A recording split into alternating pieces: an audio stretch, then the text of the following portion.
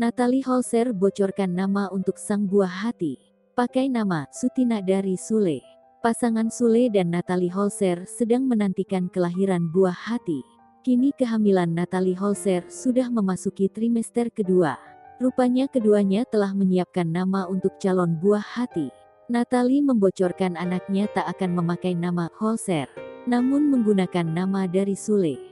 Anaknya nanti pakai Holzer juga nggak kak? Tanya seorang warganet. Enggak sih, karena nama Holzer itu nama marga.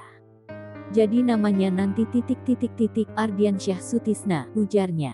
Pada kehamilan pertamanya ini, Natalie mengalami sejumlah perubahan sikap. Wanita yang dulu berprofesi sebagai DJ tersebut menjadi malas dan manja.